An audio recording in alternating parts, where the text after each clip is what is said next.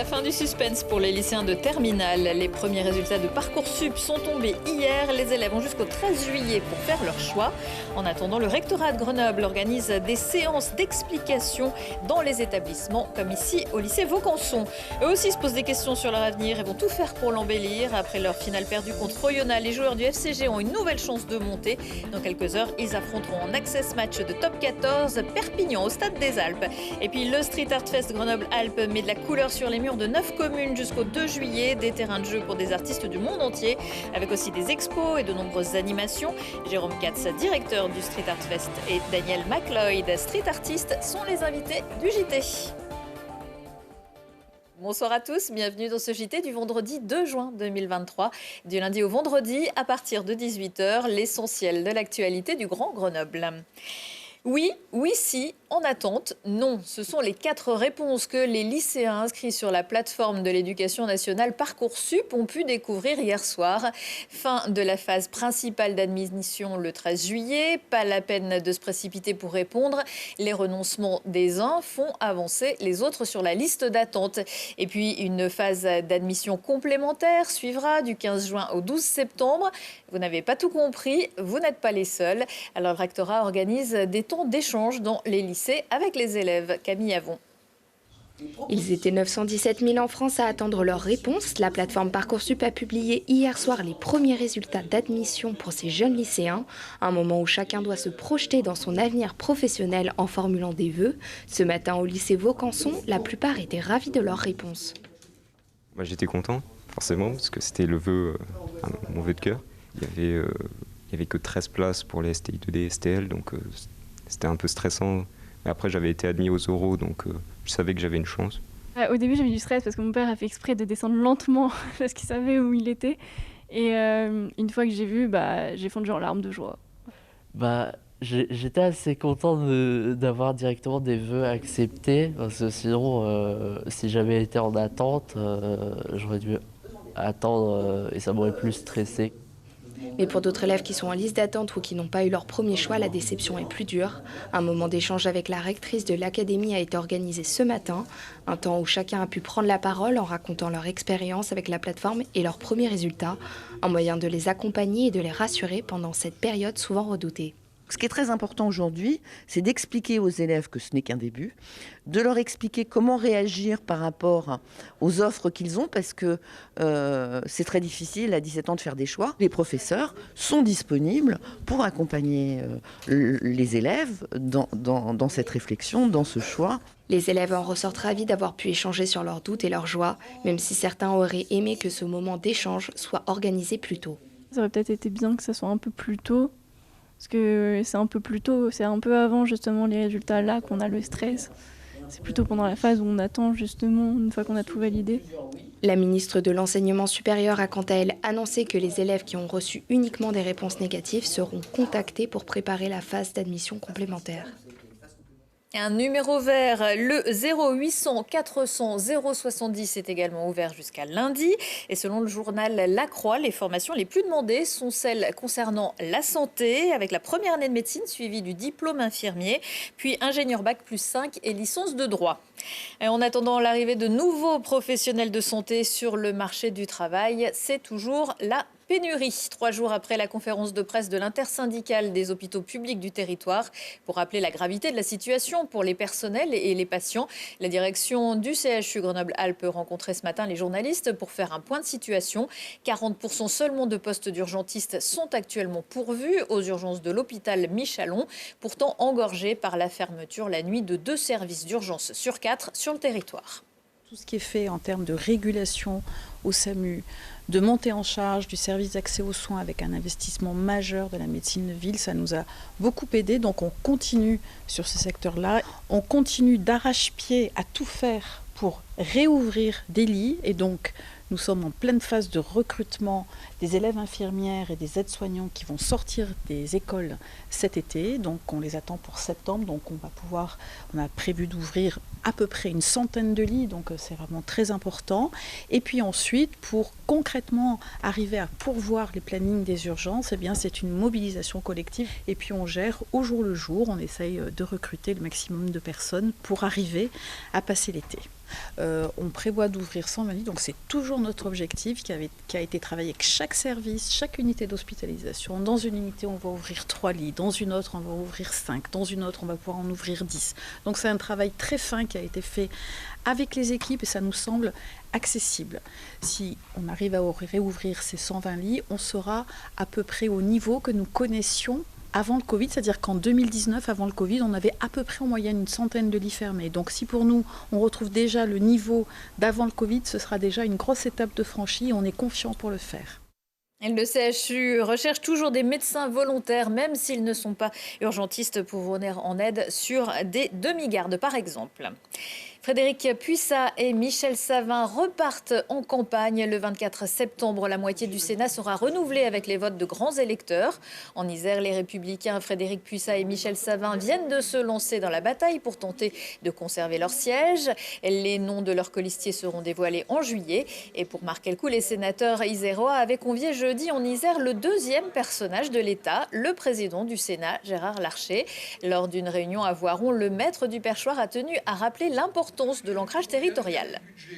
C'est au travers des élus que nous devons sentir les attentes et le pouls de nos concitoyens, que je sens inquiets sur la question de la santé, sur la question du pouvoir d'achat. C'est une vraie préoccupation.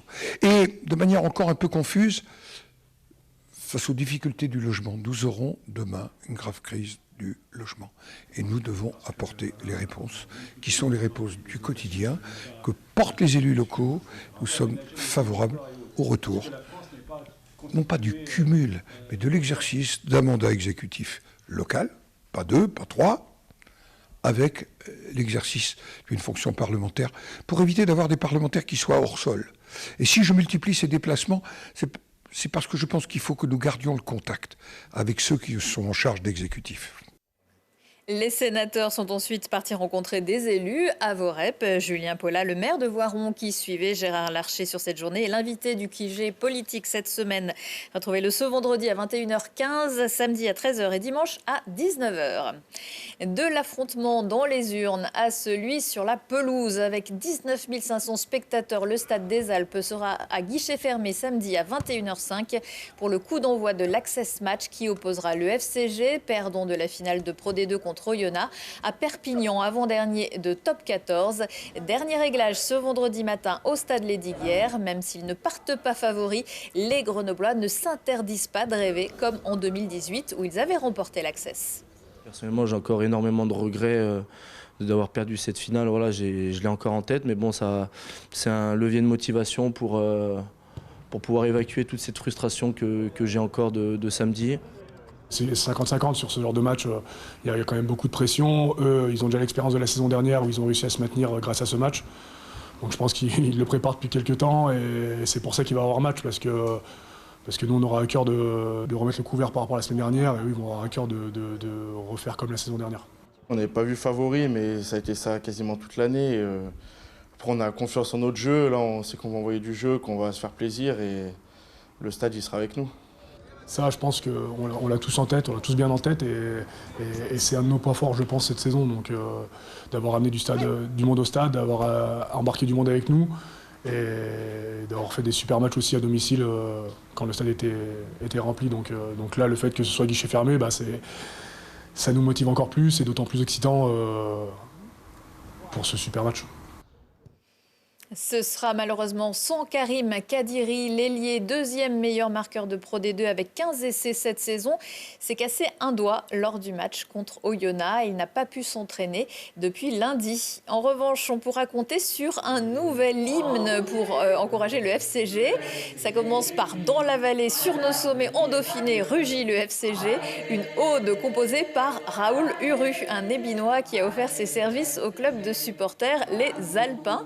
Et vous entendez ici la chorale de Bresson qui interprète donc cet hymne dont les paroles seront distribuées dans le stade avant le coup d'envoi.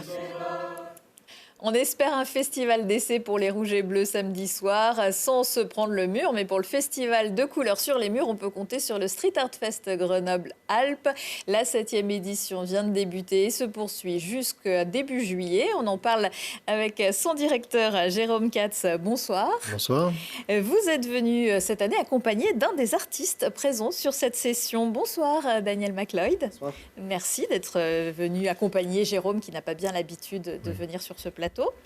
Alors Jérôme, si on n'a jamais regardé le JT, qu'on ne connaît pas le Street Art Fest, est-ce que vous pouvez nous en résumer un petit peu le concept? Alors déjà je rectifie, c'est la 9e édition, c'est pas la 7e. C'est la 7e, j'ai raté 2 années. C'est pas grave, mais ça passe vite. On était présents pendant vrai. le Covid en fait, donc c'est pour ça que... Voilà. Alors, nous on a réussi à être là tout le temps. Et c'est un festival qui dure déjà 5 semaines, donc ça fait une petite semaine qu'il a commencé. C'est 35 artistes qui vont travailler de concert sur ces 5 semaines, sur 9 communes de la métropole. Il y a une immense exposition à l'ancien musée de peinture, place de Verdun. Il y a des soirées comme ce soir, la soirée d'inauguration. Il y aura une soirée de clôture le 1er juillet. Et puis il y a des ateliers, j'ai vu que des balades tous les soirs, tout est gratuit. À faire du street art, ouais. Tout est gratuit, donc vraiment voilà, c'est l'esprit du street art qui se retrouve sur la métropole grenobloise pendant un gros mois. Alors, depuis ces 8 années, bientôt 9, il y a des dizaines et des dizaines d'œuvres qui ont été réalisées. Oui, quasiment 400. Hein, donc Stendhal disait à Grenoble, au bout de chaque rue, une montagne. On peut presque dire au bout de chaque rue, une fresque. Si jamais on y arrive et que les gens se mettent à dire ça, ça flattera l'ego du festival en tout cas. C'est chouette. Alors, Daniel, vous venez, de réaliser 2 fresques cette année. Vous venez d'où, vous ? Moi, je viens du Luxembourg.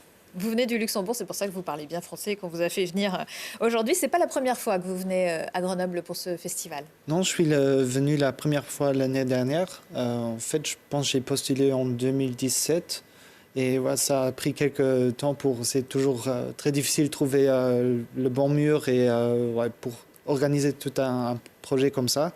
Et donc l'année dernière, j'ai reçu ma invitation officielle, quoi. Ouais, c'est un peu comme à Roland-Garros, hein. Il faut passer petit à petit les qualifs, tout ça. Ouais, c'est beaucoup de travail. C'est au niveau administratif pour être d'accord avec les propriétaires. Bien sûr.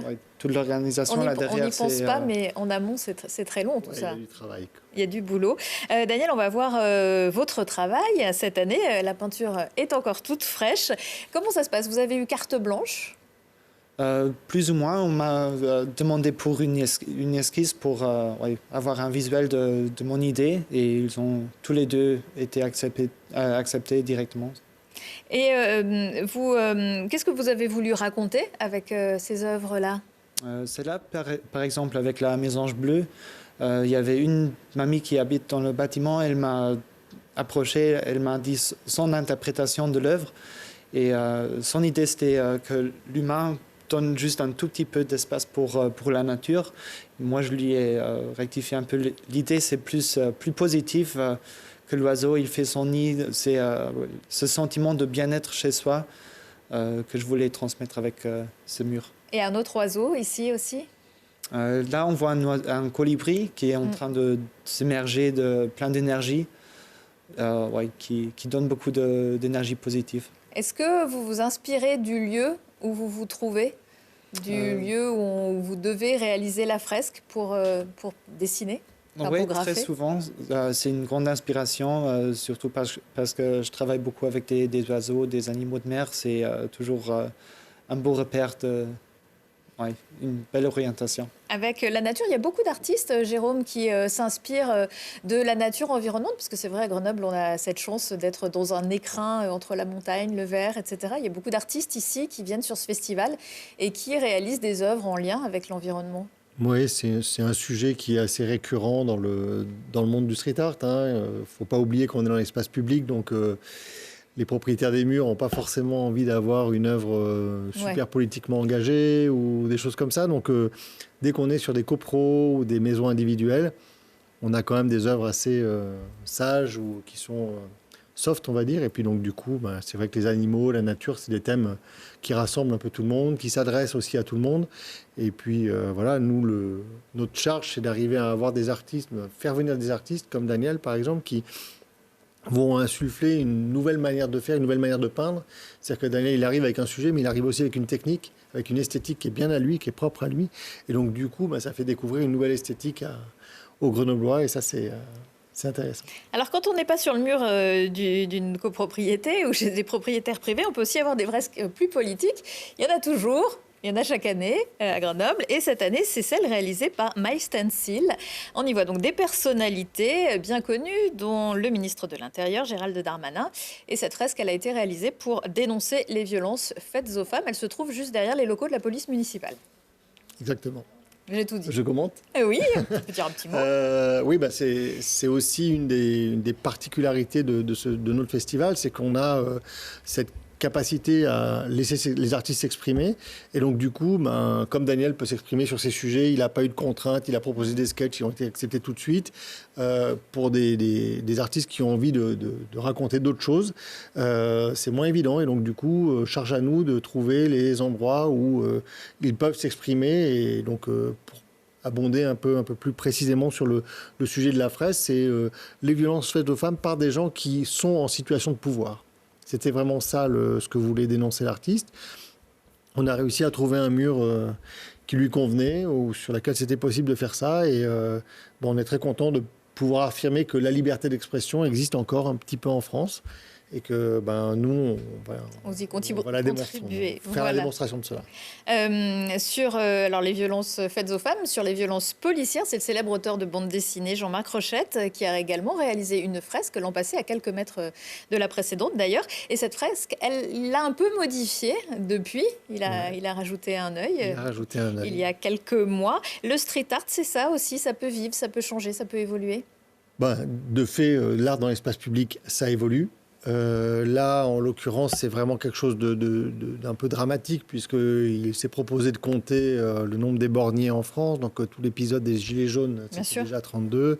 Et puis là, un cheminot de Sudrail qui a perdu un œil dans une manifestation contre la réforme des retraites. Bon, voilà, il s'était promis de revenir si jamais quelque chose de dramatique arrivait. C'est arrivé, donc il est revenu. On voit que les œuvres, déjà dans l'espace public, sont là pour évoluer, elles sont sujettes éventuellement à se faire taguer par-dessus, il y a des gens qui peuvent s'exprimer. Bon, c'est quelque chose de vivant et heureusement que ça vit justement, puisque c'est quand même la preuve que les gens osent encore un peu interagir et s'exprimer. C'est quelque chose qui nous tient à cœur, que ce festival reste vivant et que les œuvres aussi du coup puissent être vivantes. Daniel, est-ce que vous avez un prochain projet à Grenoble ou ailleurs? Vous savez où vous allez travailler bientôt? Beaucoup au Luxembourg dans le prochain temps, à Grenoble pas encore, mais ce serait toujours un plaisir de revenir. Merci beaucoup, on vous attend à Grenoble l'année prochaine, peut-être sur ce plateau. Merci beaucoup à tous les deux, et pour connaître tout le programme du Street Art Fest très très riche, il y a streetartfest.org. Merci beaucoup. Retour de l'actu dans 1 heure et en replay sur télégrenoble.net. Je vous souhaite à tous une très belle soirée et un excellent week-end.